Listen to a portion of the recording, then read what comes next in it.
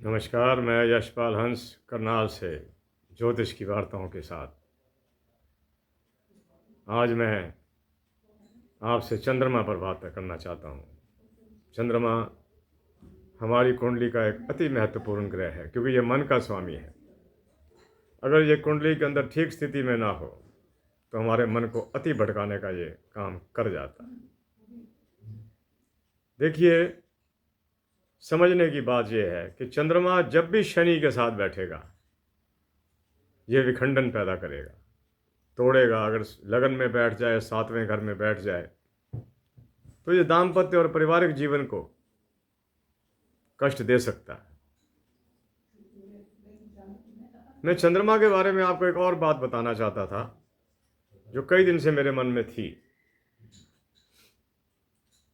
कि चंद्रमा के साथ बैठा हुआ केतु उसी घर को छेड़ देता है जिस घर में बैठा हुआ।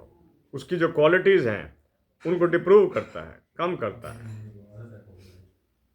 लगन में बैठा हुआ चंद्रमा और केतु व्यक्ति को भ्रमशील बनाते हैं। वो बात बात में वहम करेगा। मैं इसी के साथ ही आज का वीडियो पूरा करूंगा।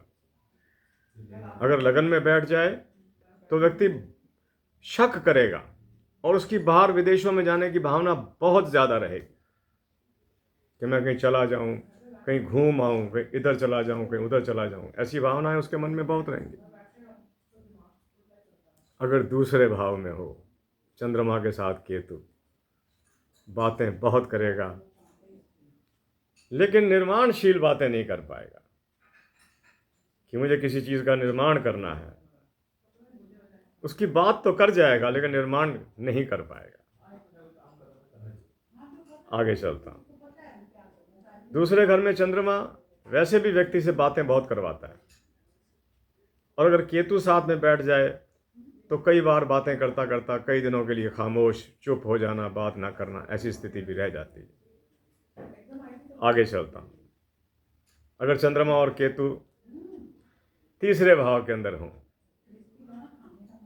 तो व्यक्ति को कर्मकांडी तो बनाते हैं लेकिन उसको रोगी भी रखते हैं। चतुर्थ भाव में बैठा हुआ चंद्रमा और केतु व्यक्ति को अपना मकान भी दिलवाता है, माता और परिवार से प्रेम भी सिखाता है, लेकिन उसको यही भावना बनी रहती है कि मैं उन्नति कैसे करूं, और उसकी उन्नति के रास्ते कई बार चयन में गलती वो करता है। पांचवें घर का चंद्रमा और केतु व्यक्ति को विवाह के मामलों में या प्रेम आदि के मामलों में भ्रमित कर सकते हैं, ऐसा व्यक्ति बड़ा, मैं ये कहूं कि भ्रमशील होता है, भ्रम, शक करना। छठे घर में बैठा हुआ चंद्रमा और केतु ठीक है, क्योंकि केतु छठे में बिल्कुल ठीक है,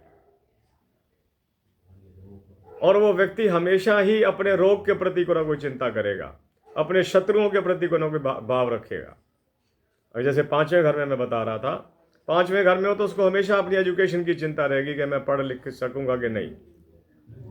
तीसरे भाव में जैसे मैं बता रहा था, अगर तीसरे भाव में चंद्रमा केतु बैठे हैं तो उसको अपने किए हुए कर्म पर शक रहेगा कि मैंने जो किया वो ठीक था कि नहीं था। जैसा मैं दूसरे भाव में बता रहा था, दूसरे भाव में कहा मैंने बात ठीक करी कि नहीं करी। आगे चलता हूं। सप्तम भाव में होगा चंद्रमा और केतु, ये दाम्पत्य जीवन पर आघात कर सकता है।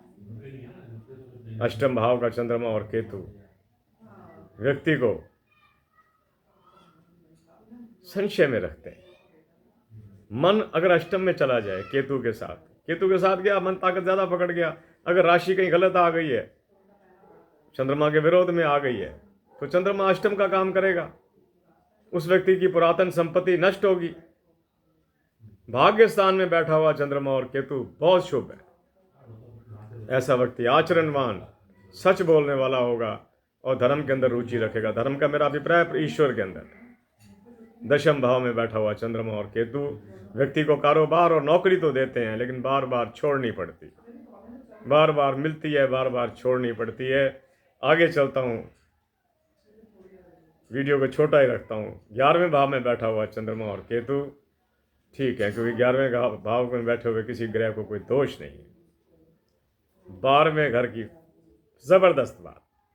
12वें घर में अगर चंद्रमा और केतु बैठ जाएं तो लड़का हो या लड़की हो, कोई भी हो, कोई व्यक्ति भी हो जिसकी कुंडली के 12वें घर में चंद्रमा केतु हो, विदेश जरूर जाएगा और वहां जाकर स्थिर भी हो जाएगा।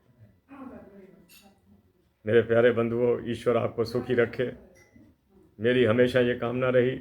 मैं आपसे निवेदन करता रहा, अगर आपने ज्योतिष की बातें थोड़े शब्दों के अंदर अपनी कुंडलियों में देखनी, समझनी है, जो ज्योतिष को आप जानना चाहते हैं, सब्सक्राइब कीजिए। सब्सक्राइब का बटन आपके बिल्कुल नीचे ही है, हाथ में ही है। मैं सदा आपकी सेवा में तत्पर, जहाँ तक मेरे से बन पड़ेगा मैं कोई ना कोई नई रचना, नई बात, ग्रंथों के नए किस्से आपको बताता रहूँगा कि पुरातन शास्त्रकार क्या क्या लिख गए। इसी के साथ मैं यशपाल हंस आपसे आज्ञा चाहता हूँ। जय जगत, जय भारत, नमस्कार।